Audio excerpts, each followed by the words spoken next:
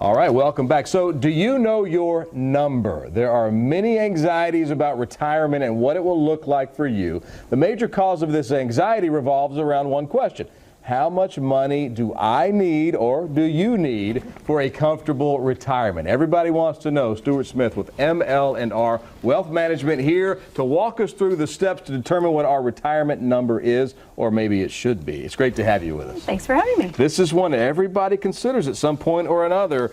You got to think about that retirement. That's right. All right, step number one, determine your annual spending. Okay, so a lot of people think they're going to spend less in retirement, which I think if you're going to be active and doing lots of things, you're not. So you need to take your gross salary that you have now and strip out taxes and strip out savings, and that's probably about what you spend on an annual basis. That gets you a good starting point. Great place to start. Step two is consider any additional expenses that come along with that. Well, you know, retirement has appeal for travel or doing special things for your kids or your grandkids that may cost more money.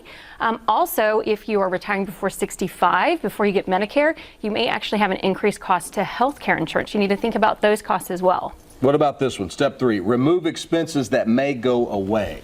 Well, you know, if you think about working, there's some expenses involved in our working life, whether it's commuting every day, buying work clothes, doing other things that revolve around that. Those are going to go away. Also think about things that you may not have, like for instance, are you going to pay off your house by the time you get into retirement? If so, that mortgage is going to go away. There are some expenses that you can take off of your list, which will help that number a little bit. That does help. That's a lot. There's a lot of expenses related to what we do in our everyday lives. All right.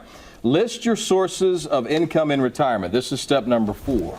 Well, when we think about a number, we're thinking about what do we need to have in the bank. But really, you don't, if you want to live off of $60,000 and you have $20,000 coming from pension or Social Security, then you don't need full $60,000 coming out of your savings. So really think about those other sources of income, and they're going to reduce that number that you're going to need to pull from savings every year. All right, step number 5. This is called the 4% rule. Tell people what the 4% rule is. So this gives you a really good gut check. If you have a well-balanced, diversified portfolio and you're going to withdraw money over a long period of time, you can roughly gauge about 4% is what you're going to need overall. So $40,000, you would need $1 million in savings. That will sustain, kind of keeping that principal intact for that long period of time.